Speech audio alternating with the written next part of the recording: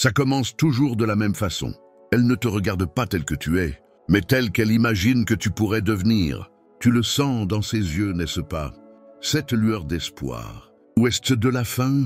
Tu crois être vu, mais ce n'est pas le cas. Tu es mesuré, évalué, scanné comme une toile vierge, en attente d'être peinte par son chef-d'œuvre. Mais ce chef-d'œuvre, ce n'est pas toi. Ça ne l'a jamais été, et Carl Jung t'avait prévenu. Pas avec les mots doux d'un orateur de développement personnel. Non, avec la précision chirurgicale d'un homme qui a passé sa vie à contempler l'abîme psychologique de l'âme humaine. Toute sa vie fut consacrée à cartographier ce qu'il appelait l'inconscient. Cette partie de l'esprit humain qui opère en silence, en dehors de ta conscience. Et il découvrit quelque chose de terrifiant à propos des femmes. Il découvrit qu'elles ne tombent pas amoureuses des hommes.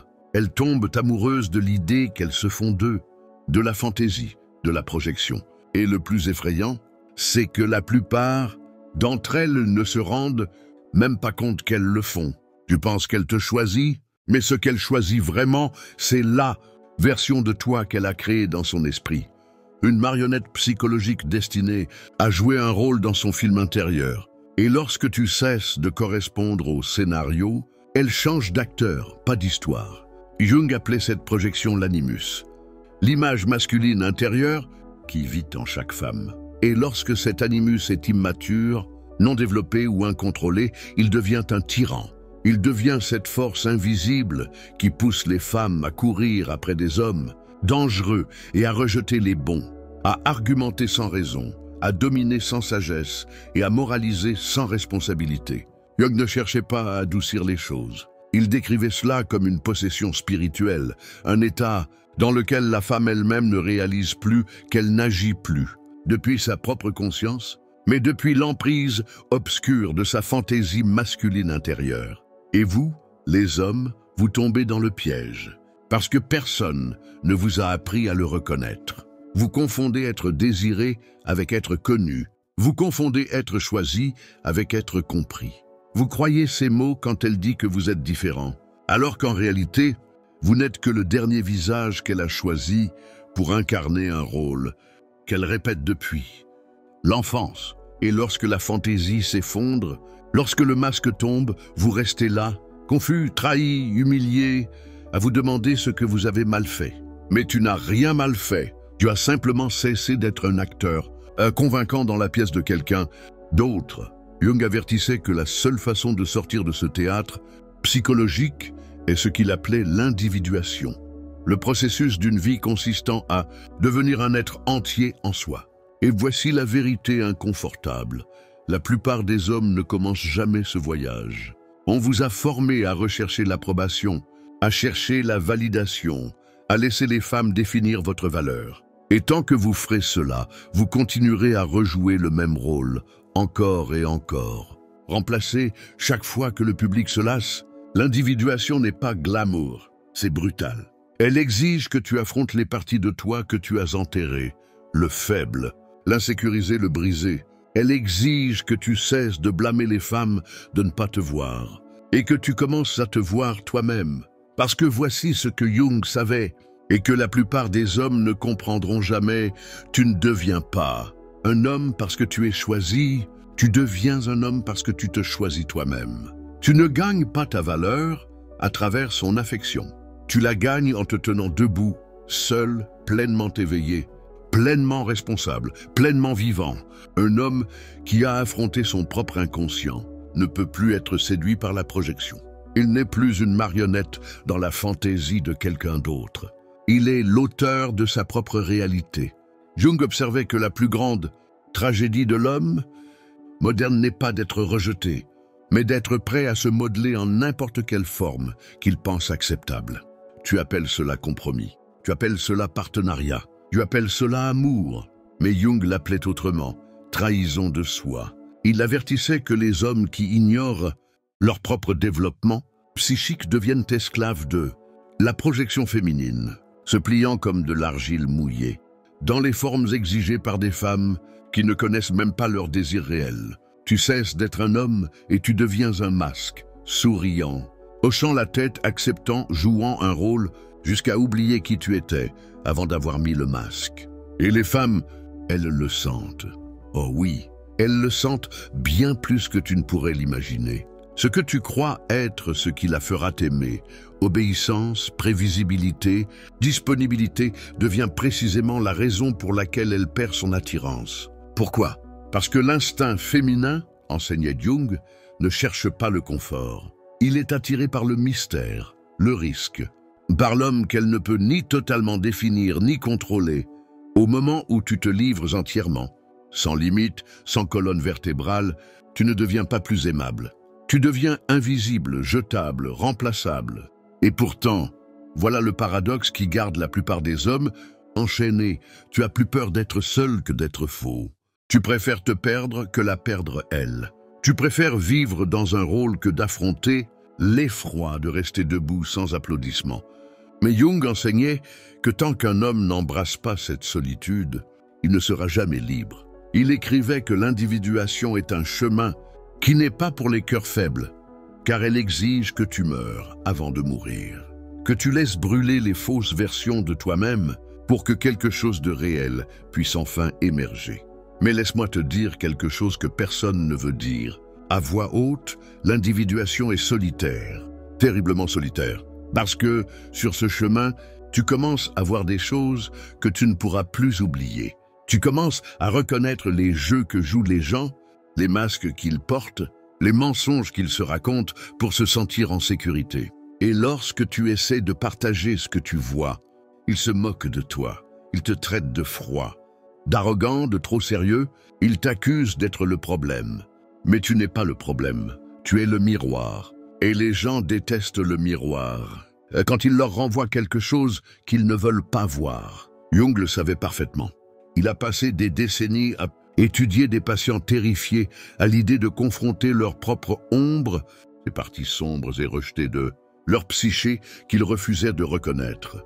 Et les femmes, avertissait Jung, sont souvent élevées dans des cultures qui les récompensent pour éviter cette confrontation. On leur dit qu'elles sont pures, émotionnelles, intuitives et complètes telles qu'elles sont. Mais Jung n'y croyait pas. Il écrivait que le plus grand danger pour les femmes, c'est leur animus inconscient, la voix intérieure qui parle avec une fausse certitude, une fausse autorité, une fausse supériorité morale. Il avertissait que si une femme ne fait pas face et n'intègre pas cette force masculine intérieure, elle en devient prisonnière, la projetant sur chaque homme qu'elle rencontre et les accusant des guerres intérieures qu'elle refuse de livrer. Et toi, te voilà, pensant être son sauveur, croyant être l'exception, pensant que si tu l'aimes assez fort, si tu te prouves assez bien, si tu joues parfaitement ton rôle, alors elle finira par te choisir pour ce que tu es. Mais ce n'est pas comme ça que fonctionne la projection. Jung enseignait que la projection est un voleur. Elle vole la réalité et la remplace par une illusion. Et tant que les hommes et les femmes ne se réveillent pas de cette illusion, ils sont condamnés à répéter la même tragédie encore et encore, chacun blâmant l'autre, sans jamais réaliser qu'ils dansent tous deux avec des ombres. Et voilà où se trouve le plus grand retournement, ironique de tous. La femme qui te voyait autrefois comme un héros te verra un jour comme un ennemi, non pas parce que tu as changé, mais parce que tu n'as pas réussi à incarner la fantaisie qu'elle avait projetée sur toi. Et elle ne se rendra même pas compte qu'elle le fait. Jung appelait cela une trahison psychologique inévitable. Lorsqu'aucune des deux parties ne prend la responsabilité de son propre monde intérieur, tu ne lui as pas menti, tu ne l'as pas trahi. Tu as simplement déçu le personnage invisible qu'elle avait inventé dans son esprit inconscient. Tu n'as jamais été lui, et c'est pour cela qu'elle te garde rancune.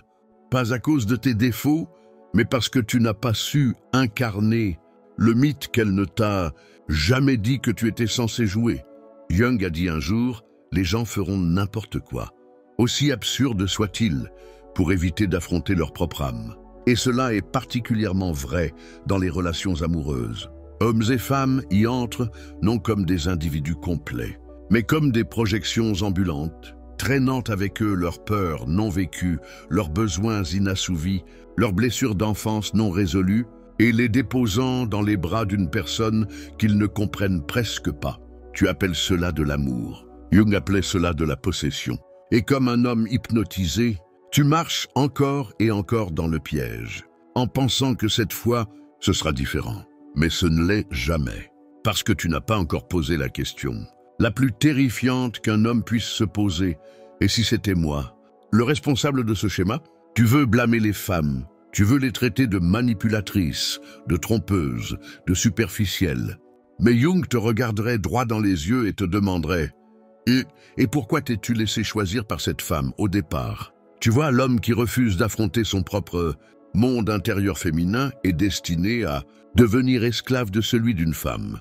Tu n'es pas une victime, tu es un volontaire. Tu as choisi d'être le naïf. Tu as choisi d'être l'acteur dans son mythe personnel. Parce qu'affronter ton propre vide, ta propre incomplétude, était bien plus terrifiant que de jouer un rôle dans la fantaisie de quelqu'un d'autre. Et c'est ici que la plupart d'entre vous vont arrêter d'écouter. Parce que c'est ici que le confort se termine et que la responsabilité commence. Jung ne t'a pas offert de solution bon marché. Il ne t'a pas donné 3 étapes pour devenir un mâle alpha. Il t'a donné une mission brutale, à vie, celle de te confronter à toi-même, de t'asseoir seul dans le silence de ton propre esprit jusqu'à ce que les illusions commencent à se fissurer, jusqu'à ce que la voix dans ta tête qui dit que tu n'es rien sans elle commence à mourir. Et ne te méprends pas, cette voix va se battre pour survivre. Elle te dira que tu as besoin d'elle, que tu es incomplet sans elle, que nul homme ne peut vivre sans validation féminine. Mais l'œuvre de Jung murmure quelque chose de bien plus dangereux. Elle murmure que l'homme qui peut se tenir debout sans elle, sans approbation, sans applaudissement, sans être nécessaire, est l'homme qui est enfin libre. Libre des projections, libre de la performance, libre de la tyrannie de vivre en tant que l'idée d'un autre, de ce qu'est un homme. Et lorsque tu atteins cet état, tu ne deviens pas froid ni distant. Tu deviens réel, tu deviens enraciné, solide, pleinement vivant dans ta propre peau. Et c'est alors, paradoxalement, que les femmes seront le plus attirées par toi. Pas parce que tu as besoin d'elles, mais parce que tu ne les as pas besoin. Et tu souriras, non pas parce que tu es sans cœur, mais parce que tu as enfin compris. Tu comprends qu'elle aussi est en chemin, qu'elle doit faire face à son propre animus, qu'elle doit se réveiller de ses propres illusions. Et tu ne peux pas faire ce travail à sa place. Tu ne peux pas la sauver d'elle-même. Tu ne peux faire qu'une chose, ce que Jung aurait fait. Tu peux marcher sur ton propre chemin avec une telle audace que tu deviens un miroir vivant, reflétant la vérité à tous ceux qui osent regarder. La plupart détourneront les yeux, mais quelques-uns, de rares élus, te remercieront. Et ça, mon ami, c'est la différence entre être aimé pour le rôle que tu joues et être respecté pour l'homme que tu es devenu. Et lorsque ce moment arrive, lorsque tu réalises enfin que tu n'as plus besoin de jouer, tu commenceras à remarquer quelque chose d'étrange. Tu remarqueras à quel point les gens deviennent mal à l'aise autour de toi. Ils le sentiront, même s'ils ne peuvent pas le nommer. Le poids de ta présence les déstabilisera, parce que tu ne corresponds plus aux catégories prévisibles qu'ils utilisent pour se sentir en sécurité. Jung avertissait que l'homme individué n'est pas bien accueilli par la société. Il est craint, incompris, étiqueté comme distant ou arrogant. Mais la vérité est bien plus menaçante. Tu es devenu intouchable, inachetable, immanipulable, parce que tu vois à travers le jeu, et voici où cela devient ironique. Les mêmes personnes qui mendiaient autrefois ton attention, ta validation, ton approbation, commenceront à te détester parce que tu n'as plus besoin de la leur. Car la vérité, c'est que la femme que tu cherches là dehors est le reflet de la partie de toi que tu as abandonnée. Tant que tu ne feras pas face à cette partie, chaque relation sera une mise en scène, chaque lien une transaction, chaque amour un mensonge. Mais quand tu y fais face, quand tu intègres ton propre féminin intérieur, tu deviens un homme qui n'a plus besoin de courir après les femmes. Tu ne les poursuis plus, tu ne les manipules plus, tu ne joues plus pour elles. Tu restes immobile, solidement enraciné dans qui tu es. Et depuis cet endroit, et quelque chose de miraculeux se produit, tu n'attires plus les femmes qui veulent un personnage. Tu attires celles qui veulent la vérité. Et tu le sauras quand cela arrivera, parce qu'elle ne te demandera pas de jouer un rôle. Elle n'essaiera pas de réécrire ton scénario. Elle ne tombera pas amoureuse de la fantaisie de toi. Elle se tiendra devant toi, brute et réelle, pas comme une déesse cherchant à être adorée, mais comme un être humain prêt à marcher à tes côtés sur son propre chemin. Sans masque, sans projection, sans jeu, et quand tu la rencontreras, la vraie elle, pas la fantasmée, tu verras instantanément la différence. Elle ne t'inondera pas de grandes déclarations. Elle ne te traitera pas comme la pièce manquante de son puzzle. Elle ne te séduira pas avec le langage de la complétude, parce qu'elle ne cherche pas à être complétée. Elle ne cherche pas à être sauvée. Elle a fait le travail. Elle a rencontré sa propre ombre. Elle a affronté son propre animus. Elle a brûlé ses illusions. Et c'est pourquoi elle n'aura pas besoin que tu joues un rôle. Elle n'aura pas besoin que tu portes son âme. Elle sera là, entière en elle-même, te regardant dans les yeux, non comme un homme à modeler, mais comme l'homme qu'elle est enfin prête à rencontrer. Et dans cette rencontre, il n'y aura ni désespoir, ni attachement, ni performance. Il n'y aura que la vérité. Et cette vérité, Jung l'enseignait, est la forme d'amour la plus rare et la plus dangereuse. Celle qui ne demande rien, mais offre tout. Parce qu'elle ne naît pas du besoin. Elle naît de la liberté. Liberté de choisir, liberté de partir. Liberté de marcher ensemble, sans illusion, sans masque, sans peur. Mais laisse-moi te prévenir, la plupart d'entre vous ne connaîtront jamais cela, parce que la plupart d'entre vous abandonneront avant d'y arriver. Vous vous contenterez de la performance. Vous vous contenterez de la fantaisie. Vous vous contenterez du frisson temporaire d'être vu comme quelqu'un que vous n'êtes pas. Parce qu'affronter qui vous êtes vraiment vous, semble encore insupportable. Mais si tu as le courage brutal, viscéral, de continuer à avancer, de continuer à tenir debout seul, de continuer à arracher chaque couche fausse que tu as construite, pour obtenir de l'approbation, tu te retrouveras un jour au bord de quelque chose d'effroyablement beau. Tu te trouveras toi-même. Et quand tu y parviendras, les femmes ne seront plus la source de ton identité. Elles ne seront plus le miroir que tu utilises pour te sentir homme. Elles deviendront autre chose. Des partenaires, pas des trophées. Des miroirs, pas des mères. Des alliés, pas des sauveuses. Et tu les aimeras non pas parce que tu en as besoin, mais parce que tu les choisis. Depuis un lieu de force, depuis un lieu d'intégrité, depuis un lieu qui sait sans jamais s'excuser qui tu es. Carl Jung ne t'a pas laissé une carte à suivre, il t'a laissé un avertissement que tout homme qui refuse de se confronter à lui-même deviendra esclave des projections des autres, surtout celles des femmes. Mais il t'a aussi laissé un défi, marcher sur le chemin de l'individuation. Cesser de blâmer les femmes pour les rôles que toi-même tu choisis de jouer. Cesser de chercher la complétude dans le regard de quelqu'un d'autre. Cesser d'attendre d'être choisi. Parce que l'homme qui se choisit lui-même, pleinement, sans excuse, inlassablement, est l'homme qui ne peut être contrôlé par la fantaisie. Il ne peut être séduit par la performance. Il ne peut être réduit à un personnage dans le script de quelqu'un d'autre. Il devient l'auteur de sa propre vie.